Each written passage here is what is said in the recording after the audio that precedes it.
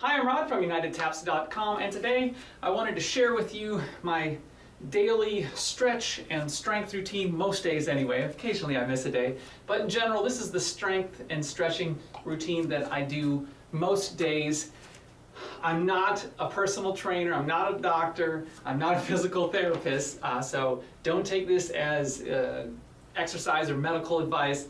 This is just me sharing what I do, what has worked for me, in hopes that, maybe it'll give you some ideas, maybe it'll give you, inspire you to start your own routine that works for you. So I'm going to go through what I do and why I do each one. I'm going to do it on the on the fast side because you don't really want to see me hold a stretch for a long period of time or doing 10 or 15 push-ups. So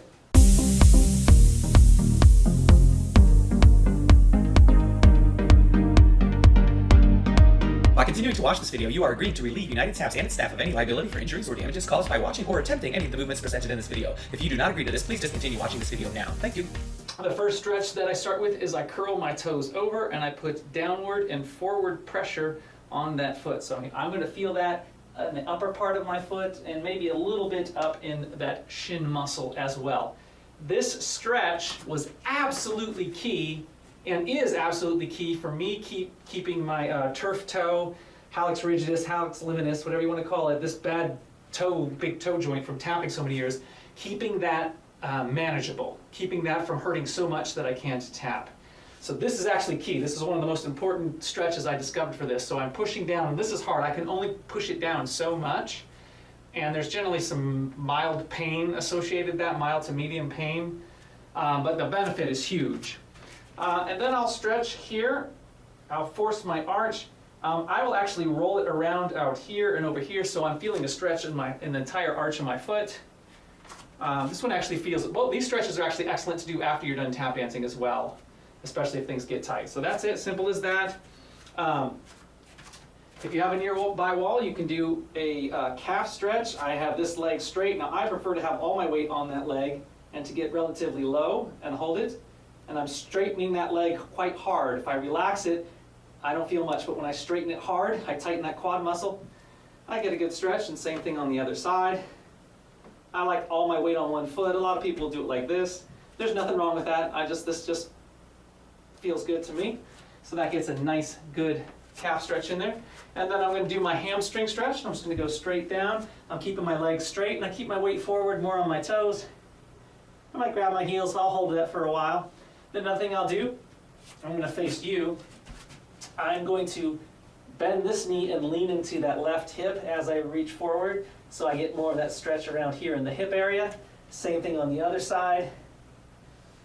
That's what I'm going to do there.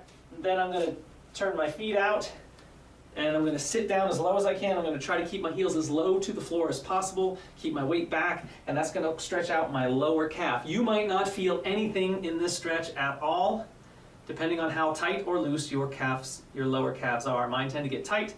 This is the stretch that saved me from ankle tendonitis that was so severe I had to teach holding on to the back of a chair. So then I'll do that stretch, then I'll do butterfly. Let's do that. We can do that forward, it's fine. All right, so I put my feet together, and I'll basically reach forward, and I'm feeling that around here in the hip area. I'll hold that for a while. Then I will wrap my right foot over my left foot like this. Now, of course, I hold all these longer, but you don't really want to sit there and watch me hold it forever. So I'm just going to like I said, I'm going through quick. And I'll stretch that over, actually hold it down here.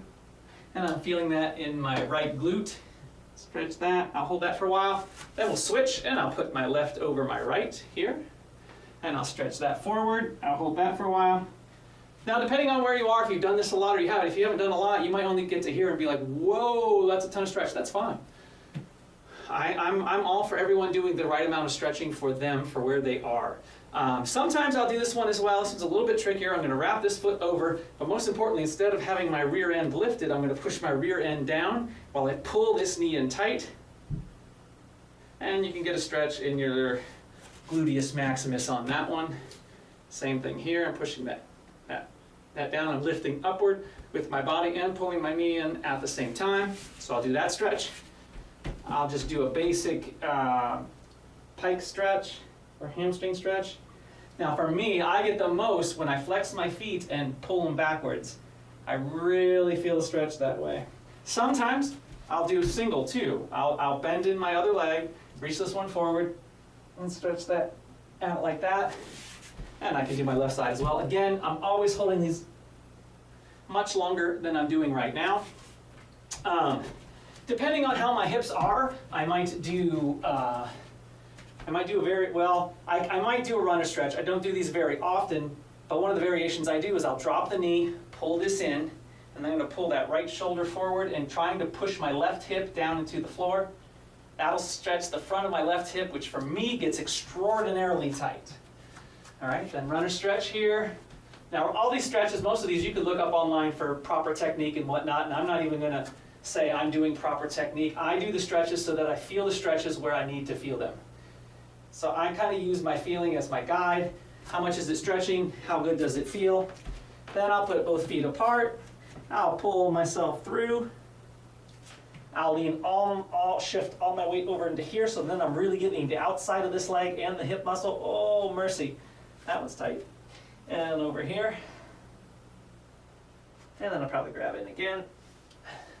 And then from there, I'll do a quad stretch. I need lots of quad stretches to get really tight, as well as my hips here. So I'll flex. Now, when I have this foot here, I'll actually flex it. And I'm doing two things. I'm tucking my rear end and pushing my hips forward. At the same time, I'm pulling my knee back. So I'm going to tuck my rear, pull that forward, and pull my knee back at the same time. I also bend my left. That's just the way I like to do it. And I feel that all throughout here. And then I'm going to do that with my left side as well. And I feel it all throughout there. Then this one, I really like this next one for the hip. I'm going to actually do it this way. So my knees, my hips are facing there. I'm not letting my hips twist. I'm keeping my hips straight as I can. Knees both facing that way.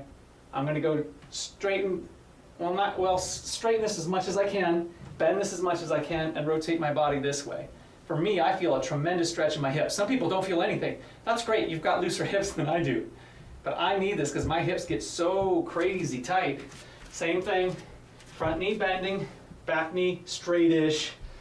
Hips are pointing that way, and then I rotate this way, and I feel that stretch.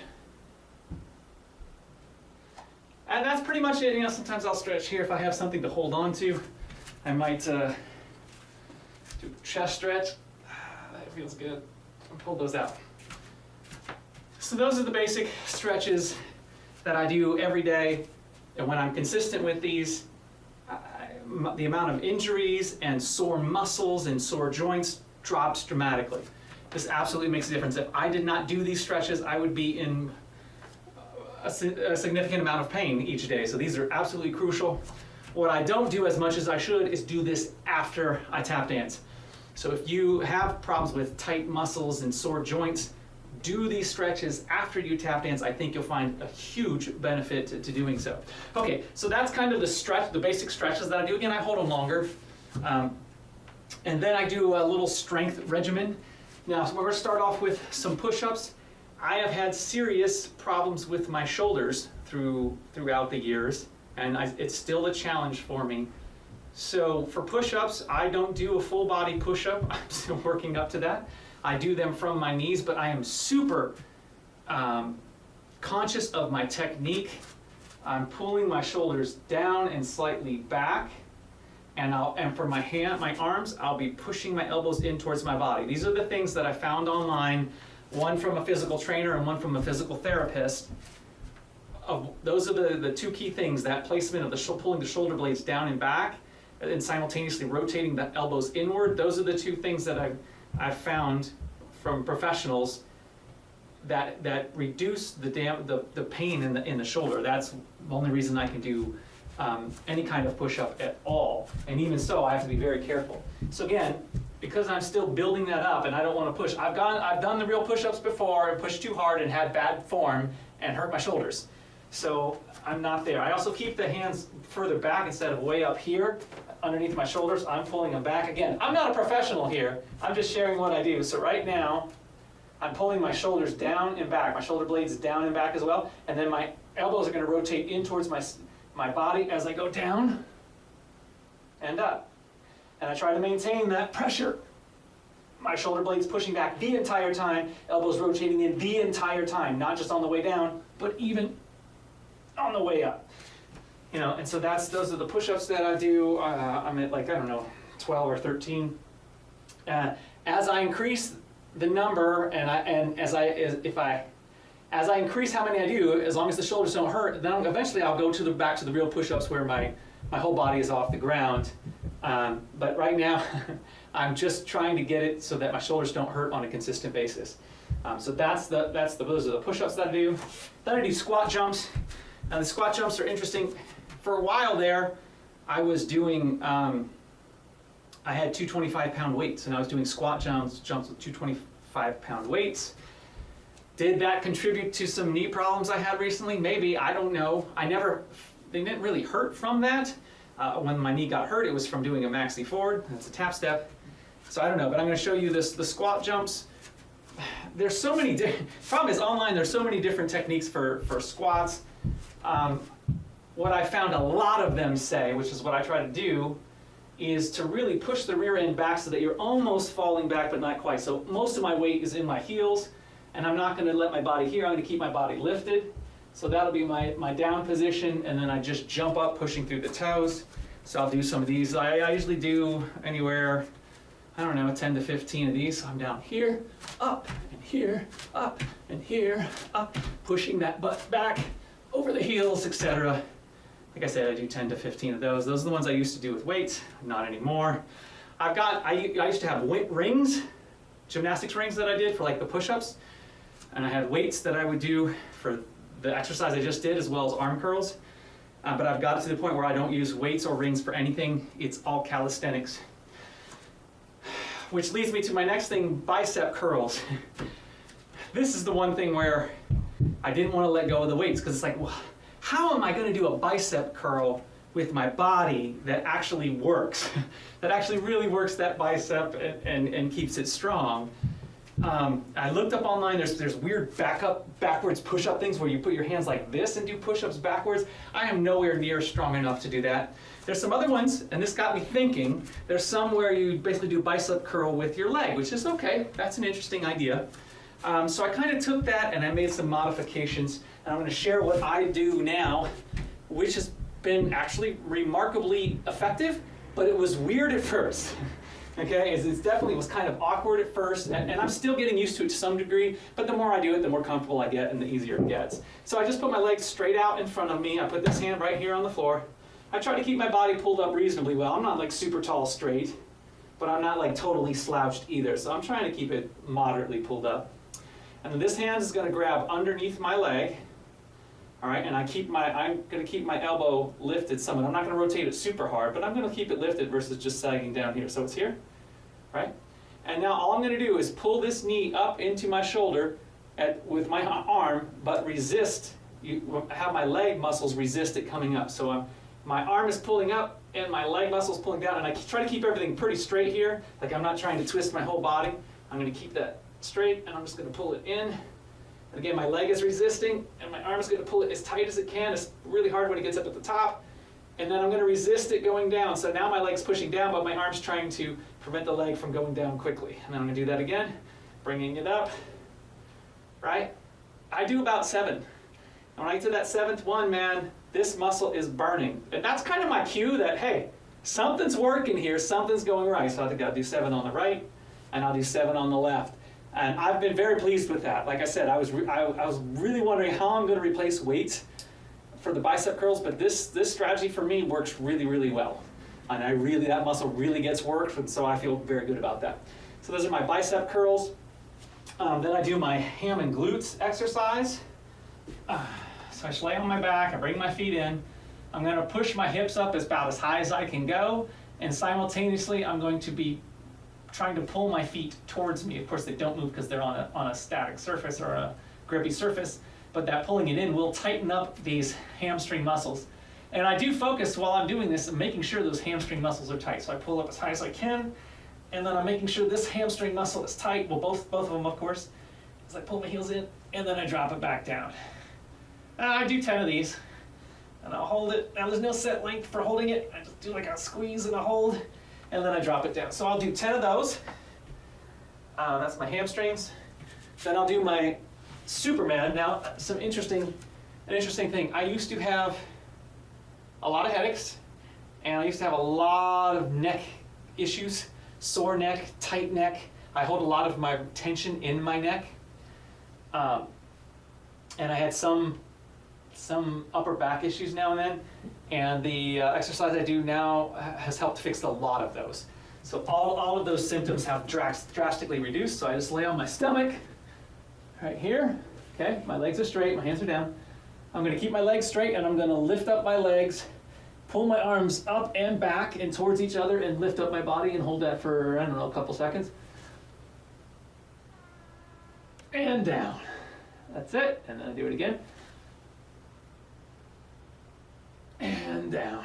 And I do 10 of those. That's plenty. They're not my favorite at all, but the difference in my upper back and my neck and things like that is worth it. All right, so I do 10 of those. This is a super, okay, then I do sort of like my version of a stomach crunch / V / whatever you want to call it. And there's 1,000 different ways to work this stomach muscle. This is just the way that works for me. And so I'm here, and I'll pull up, but not let my feet touch, and come back down, and up, but not let my feet touch, and come back down. And I'll do about 15 of those. Just keeps my core nice and strong, so that's great. And then finally, my last one, this one I got from my wife who did physical therapy for a knee injury with a very good physical therapist. And now this is not exactly what she did. She does it with a band on her legs, and she just holds. So I kind of modified it for myself. But of course, you want to keep your feet in line with your rear, in line with your head. I'm sure I'm not perfectly aligned, but I do my best. I'm going to keep my stomach muscles relatively tight, and I'm going to lift this knee up without twisting the hips. In fact, if anything, I'm going to rotate my hips opposite of that knee, and then back down, and then up, and then down. And I'm pushing my rear end forward into that as I do it, so that I get a nice tight, my rear end gets pretty tight. And when my wife went to this great physical therapist, it was actually a physical therapist center, one of the things they said there was, you really want, if you have knee problems, you really want to strengthen your rear end, because the stability of the entire leg depends on the strength of your rear end. So I'll do that on the right side, and then I'll go over that, and I'll do that on the left side. I do 20 on each side. That's just what works for me. And that's basically my strength training that I do every day. Now I used to use the rings and use the weights and try to do strength training 2 or 3 times a week, because I had read, you should do your strength training and then recover so you can build muscle, because I wanted to build muscle to some degree. But I found for me, that doesn't work, in the sense that it's too easy to be like, well, Thursday's my day, maybe I'll push it to Friday. Well, maybe I'll push it to Saturday. And I would end up, there were so many weeks where I would only do it once a week, or sometimes not at all. So now my goal is to do it every day. Do I miss some days now and then? Absolutely. But if I miss 2 days a week, I'm still getting it in 5 times. Whereas before, if I'm going for twice and I miss even one of those, just one, I've only done it once that week. So that's kind of the strategy that works for me. I aim for more of making it a habit, making it a daily thing. And if I miss now and then, no big deal, but I'm doing it each day. And I can tell you without question, both with the stretching and with the strength, there is no question that when I do both of those in a day, my body feels better. Hands down, no question. Now, of course, because I'm aiming to do it every day, if I miss one day, it's not a huge deal. If I miss 2 days in a row, I really start to notice. If I go like 3, it's like I have to get back to this. I really notice that I just don't feel good. My body doesn't feel good. So that's my basic routine in terms of stretch and strength. I do other things in the morning as well. We try to journal, we do meditation, reading. I have a whole little thing. I try to take a walk.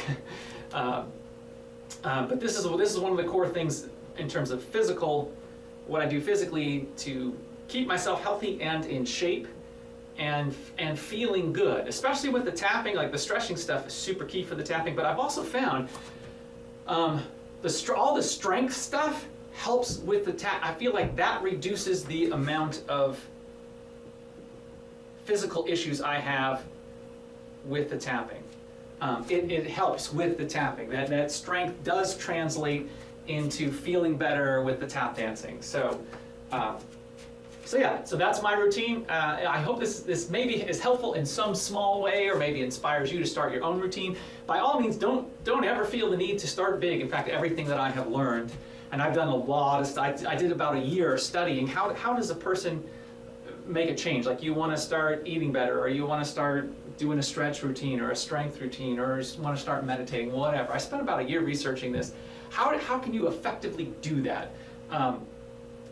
The sum of all the answers would be like a whole video series. I couldn't just pop it off in one sentence.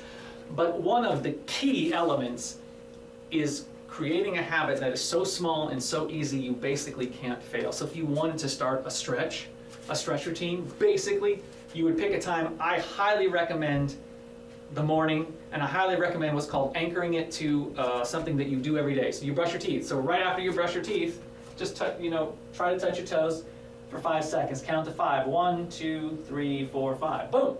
And then have a chart there and mark that off. So you see that every day right there. There's that chart. I marked it off. I did my 5-second stretch. And that's it. Literally so easy that you can't say, I don't have time, or it's too hard, or I don't feel like it. It's 5 seconds. It's literally 5 seconds. That's it. And it doesn't matter that, well, some people say, well, that 5 seconds isn't going to accomplish anything. Stretch-wise, no, it's probably not. But you will create a habit. It will become a habit. And once it becomes a habit, it's just what you do. You don't decide every morning, am I gonna brush my teeth or not? You never have that debate in your head. It's like, okay, I just brush my teeth. I don't even think about whether I should or not. It just happens, right? So same thing, that stretching will become automatic. There will be no debate, should I do it or should I not? It just happens. And once it happens, it's so easy. Well, I do this every day. I might as well go for 10. Let's go for 10 seconds. All right, and then you can build and build and build. But one of the most important keys is to establish the habit first and make it so incredibly simple that you can't fail, that you just can't fail. You can even make it, okay, I'm just gonna touch it for 1. Okay, done, I did my stretch. All right, if you still can't do that, then just maybe touch your knees. 1, okay, that's it. Build the habit, and then later is when you grow it. But the first key is to build a habit. Now there's so many other things as well. I'm not going to get into those because I've already gone past what I was going to cover in this video anyway. But if you want to start a stretch or a strength routine, start ridiculously small. Have a paper to track it, right? And just make sure you're doing it every single day. But make it so easy that you simply can't fail. So that's a great starting point. Like I said, there's a lot more, but I'm not going to get into that.